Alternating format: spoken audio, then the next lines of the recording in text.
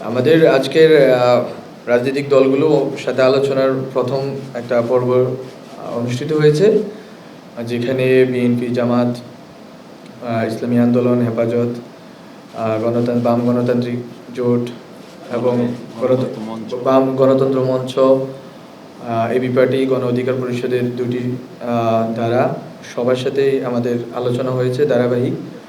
এবং এক্ষেত্রে মূলত সরকার যে কমিশনগুলো নিয়ে কাজ করতে উদ্যোগী হয়েছেন, এই কমিশনগুলো 6টি কমিশন নিয়ে তাদের প্রস্তাবনা বা তাদের অভিমত জানতে চাওয়া হয়েছে এবং বাংলাদেশে বিদ্যমান বিভিন্ন পরিস্থিতি নিয়ে আলোচনা হয়েছে, বিশেষ করে আইন শৃঙ্খলা পরিস্থিতি। তার পরবর্তীতে এখানে বিশেষ করে দুর্গাপূজা আসতেছে, হিন্দু ভাই বোনদের সবচেয়ে গুরুত্বপূর্ণ উৎসব। তো এই উৎসবের নিরাপত্তা থেকে শুরু করে এই উৎসবের সামাজিক ভাবে এবং রাজনৈতিকভাবে যে উদ্যোগগুলো নেওয়ার কথা আছে সেসব বিষয়েও সবগুলো রাজনৈতিক সংগঠনের সাথে আলোচনা হয়েছে।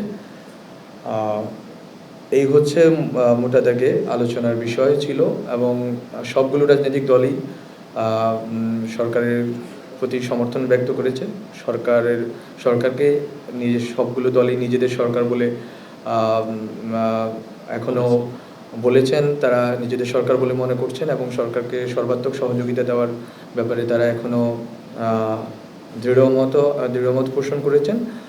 এবং এখানে নির্বাচনের রোডম্যাপ নিয়ে কথা এসেছে, কিন্তু সবগুলো বিষয়েই মূলত আলোচনা হয়েছে এই অর্থে যে কমিশনগুলোর প্রস্তাবনার ভিত্তিতে কিভাবে রাষ্ট্রের সংস্কারকে ঢেলে সাজানো হবে এবং সেটার সমান্তরালে কীভাবে নির্বাচনী যেই কার্যক্রম বা প্রস্তুতি এগুলো চলমান থাকবে, সেসব নিয়ে মূলত আলোচনাগুলো আবর্তিত হয়েছে। তো আপনাদের যদি কোনো প্রশ্ন থাকে আপনারা করতে পারেন। তার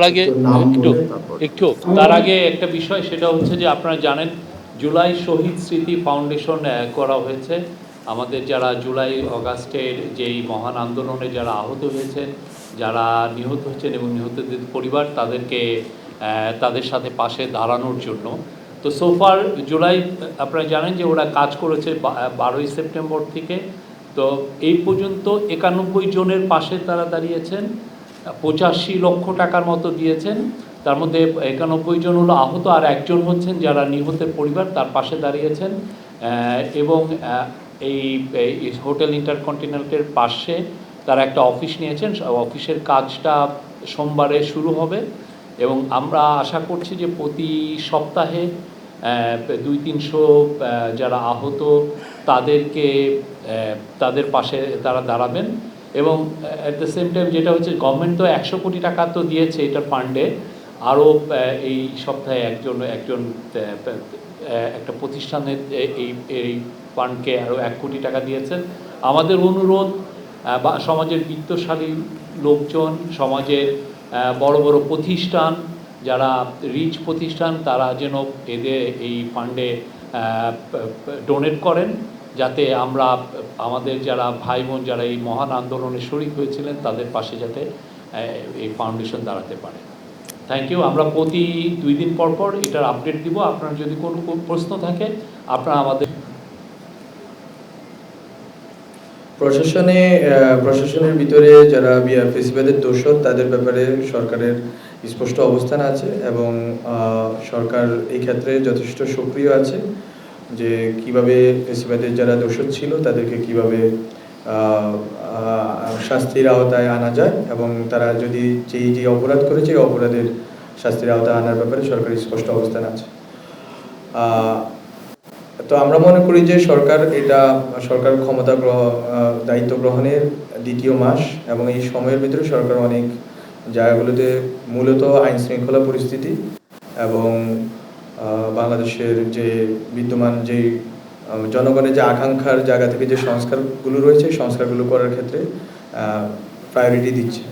অ্যাট দ্য সেম টাইম অ্যাডমিনিস্ট্রেশনে যেখানেই ফেসিবাদের দোষররা সক্রিয় ছিলেন, তাদের অনেকেই আপনারা দেখবেন যে অলরেডি অনেকেই গ্রেপ্তারের ব্যবস্থা করা হয়েছে, অনেকের নামে মামলা আছে, অনেকের বিরুদ্ধে মামলা অনুযায়ী গ্রেপ্তারের পরবর্তীতে বিচার বা পরবর্তী কার্যক্রম চলমান আছে।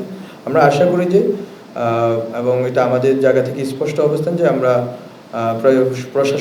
প্রশাসনের বাইরে দলীয়ভাবে যেখান থেকেই গণহত্যার সাথে জড়িত ছিল এবং ফেসিবাদের দোষর হিসেবে ভূমিকা রেখেছে তাদের সবাইকেই বিচারের আওতায় আনা হবে এবং ধীরে ধীরে সবাইকেই সঠিক মামলা এবং তদন্তের ভিত্তিতে শাস্তির আওতায় আনা হবে। এটা আমাদের স্পষ্ট অবস্থান। আমার নাম মীর মোস্তাফিজুর রহমান, আমি ফিনান্সিয়াল কাজ করি। আমার প্রশ্নটি হচ্ছে যে তারেক রহমানের বিষয়ে আজকে আলোচনা হয়নি এবং শেখ হাসিনার বিচার বা শেখ হাসিনার বিচারের বিষয়ে শেখ হাসিনা নয় শুধু, বরং যতজনই গণহত্যার সাথে জড়িত ছিলেন সবার বিচারের ব্যাপারে বিএনপি তাদের অভিমত ব্যক্ত করেছেন স্পষ্টভাবে এবং আমরা আমাদের জায়গা থেকে স্পষ্ট করেছি যে আমাদের কার্যক্রমগুলো চলমান। ট্রাইব্যুনালে অলরেডি অনেকগুলো মামলা চলমান আছে এবং গুম যে কমিশন আছে ওই কমিশনে অভিযোগগুলো পড়েছে এবং অভিযোগের ভিত্তিতে আয়নাগর আপনারা দেখেছেন পরিদর্শনে যাওয়া হয়েছে। ফলত আমরা মনে করি যে এই কাজগুলো চলমান আছে এবং এটা একেবারে তৃণমূলের কর্মী থেকে শুরু করে প্রধান যিনি ক্রীড়ানক ছিলেন শেখ হাসিনা পর্যন্ত এটা আমরা মনে করি এই আওতায় আনা হবে এবং সবাইকে বিচার আওতায় আনার জন্য সরকারের রেসপেক্টিভ প্রতিষ্ঠানগুলো কাজ করে যাচ্ছে।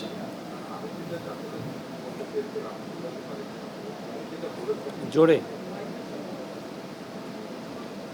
উনি যেটা বলেছেন বাইরের ব্রিফিং এ, সেটা হচ্ছে যে বিএনপির পক্ষ থেকে অনুরোধ করা হয়েছে ভারতে অবস্থান করে প্রাক্তন প্রধানমন্ত্রী কিছু কার্যকলাপ করছেন, যেটা উনি অনুরোধ করেছেন সরকারকে ভারত সরকারের সাথে কথা বলার জন্য।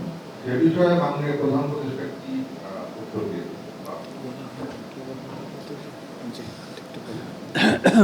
অনেক বিষয়ে আলাপ হয়েছে, যেগুলো আলাপ হয়েছে আমরা সেই বিষয়ে আপনাদেরকে ধারণা দিয়েছি। হ্যাঁ, নির্বাচনী রোডম্যাপের ব্যাপারে যে আলাপটা হয়েছে সেটা হচ্ছে যে 6টা কমিশন হচ্ছে, 5টা অলরেডি আপনি জানেন ফর্ম হয়েছে, আর একটার 1-2 দিনের মধ্যে ঘোষণা হবে। তো যেই বিষয়টা অবহিত করেছেন মাননীয় চিফ অ্যাডভাইজার মহোদয় এবং স্পেশাল অ্যাসিস্ট্যান্ট ছিলেন, তারপরে 2জন অ্যাডভাইজার ছিলেন, তারা যেটা অবহিত করেছেন যে এই যে 6টা কমিশন, এরা পলিটিক্যাল পার্টি বাংলাদেশের বিভিন্ন স্টেক হোল্ডার এদের সাথে কথা বলবেন। তাদের এই যে 3 মাসের যে টাইম লাইন, এটার মধ্যে তারা তাদের এই 3 মাসে এই পলিটিক্যাল পার্টির সাথে বসবেন, স্টেক হোল্ডারদের সাথে বসবেন, বসার পরে 3 মাসের মধ্যে তারা একটা রিপোর্ট দিবেন। এই রিপোর্ট দেওয়ার পরে যেটা হবে যে ওই রিপোর্টগুলো নিয়ে আবার ইন্টারিম গভর্নমেন্ট, হ্যাঁ, পলিটিক্যাল পার্টির সমাজের বিভিন্ন স্তরের লোকজন এদের সাথে আবার কথা বলবে। বলার পরে যেটা হবে যে পলিটিক্যাল পার্টির এদের সাথে যে একটা কনসেনসাসে আসবে যে মিনিমাম কনসেনসাস কতটুকু, যে মিনিমাম রিফর্ম বা এই রিফর্মের ব্যাপারে একটা কনসেনসাস আসবে। এই কনসেনসাসের উপর নির্ভর করবে হচ্ছে যে টাইম লাইনটা, কারণ আপনি যেটুকু রিফর্ম করবেন সেটা কতটুকু আসলে সময় লাগছে সেটা দেখার বিষয়। আর ইন দ্য মিন টাইম যেটা প্রফেসর ইউনুস বলেছেন যে ইলেকশনের কাজগুলো এগিয়ে যাবে, ইলেকশনের প্রস্তুতি, ইলেকশন কমিশন ফরমেশন, এগুলোর যে কাজগুলোটা সেটা এগিয়ে যাবে, যাতে যখনই কনসেনসাসটা রিচ হলো রিফর্মের ব্যাপারে যাতে খুব দ্রুত একটা ইলেকশন দিয়ে দেওয়া যায়। তো এখনই আমরা টাইমটা বলতে পারছি না, বাট একটা স্পষ্ট একটা আমরা এটা দেখছি যে কিভাবে হবে প্রসিডিউরটা। Thank you. আমার নাম আরিফুর রহমান তুহিন, আমি দ্য বিজনেস পোস্টের রিপোর্টার। বলবেন না? আচ্ছা, আমাদের এখানে যে কথাটা বললেন যে কয়েকজন উপদেষ্টা এবং বিভিন্ন আমলার ব্যাপারে হয়তো কথা চলতেছে, জনরোষ বা অসন্তোষ থাকাটা স্বাভাবিক, কিন্তু আমরা দেখতে চাই যে আসলে যেই রকম অ্যাডভাইজারদেরকে যেই ধরনের কাজের দায়িত্ব দেওয়া হয়েছে তারা এই কাজগুলো যদি সঠিকভাবে যদি দায়িত্ব পালন করেন, আমরা মনে করি এই সময়টুকু তাদের দেওয়া উচিত এবং দেখা উচিত যে তারা আসলে জনগণের আকাঙ্ক্ষা অনুযায়ী কাজ করছেন কিনা, এবং আমরা আশা করি যে তারা জনগণের আকাঙ্ক্ষা অনুযায়ী কাজ করবেন। এটা হচ্ছে প্রথম। আর দ্বিতীয় যে দ্রব্যমূল্যের কথা বলা হচ্ছে, সরকার বিভিন্ন উদ্যোগ গ্রহণের পক্ষপাতী এবং প্রথম থেকেই সরকার সিন্ডিকেট এবং চাঁদাবাজির বিরুদ্ধে অবস্থান নেওয়ার জন্য চেষ্টা করে যাচ্ছে এবং আইন শৃঙ্খলা বাহিনী, আপনারা জানেন আইন শৃঙ্খলা বাহিনীর একটা বেহাল দশা ছিল এবং ধীরে ধীরে মাত্র আইন শৃঙ্খলা বাহিনী নিজেদের অবস্থানে ফেরত আসতেছে। আমরা আশা করি যে খুব স্বল্প সময়ের ভিতরে সিন্ডিকেট ভেঙে দেওয়ার সুযোগ তৈরি হবে এবং চাঁদাবাজি বন্ধ করার সুযোগ তৈরি হবে। এর পরবর্তীতে আশা করি যে দ্রব্যমূল্যের একটা সুরাহা আমরা করতে পারব এবং সরকার এই ক্ষেত্রে খুবই আন্তরিক। আমরা চাই যে জনগণ এবং আপনারা যারা জনগণ আছেন, সিভিল সোসাইটি আছেন, পলিটিক্যাল পার্টিজ আছেন, অনেকেই পরামর্শ দিয়েছেন। আপনারা বলতে পারেন, আপনারা লিখতে পারেন যে কোন উপায়ে আমরা আসলে জনগণের জন্য এটাকে প্রশমন করে দিতে পারি। আমরা জনগণের এই দুর্দশা লাঘব করার জন্য সরকার কি কি পদক্ষেপ নিতে পারে, এই পরামর্শগুলো আপনাদের দিক থেকে আসুক এবং সরকার এই ব্যাপারে খুবই আন্তরিক যে কোনো মূল্যে যত দ্রুত সময় হোক যাতে দ্রব্যমূল্যের লাগাম টেনে ধরা যায়। ইতিমধ্যে কিন্তু জনপ্রশাসনের নিয়োগ, ডিসি নিয়োগ নিয়ে কিন্তু একটা বিশাল আলোচনা হচ্ছে। সেটা নিয়ে আসলে কি তাহলে এফেক্টিভ কি হচ্ছে? আপনারা 5 কোটি 10 কোটি এরকমের একটা আলোচনা আমরা গণমাধ্যমেও দেখছি। এটা নিয়ে আমরা সেই দিন অনেক কথা হয়েছে। Any other question?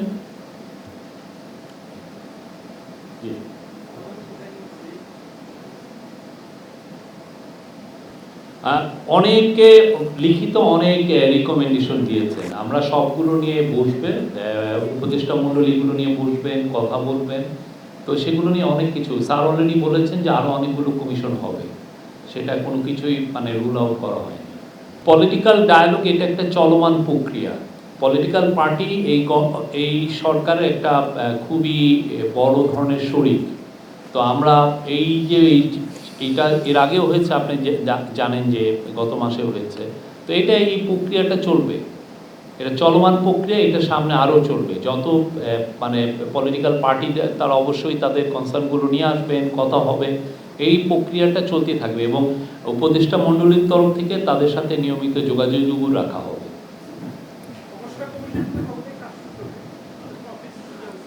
অফিসিয়াল স্পেসটা খোঁজা হয়েছে, এটা খুবই দ্রুত আপনি দেখবেন কাজ হচ্ছে। অলরেডি কাজ তো হচ্ছেই, একটু অফিস ছাড়াও তো chief head of the commission নিয়োগ হয়েছে, মেম্বার দেওয়া হচ্ছে, তারা কাজ করছেন অলরেডি।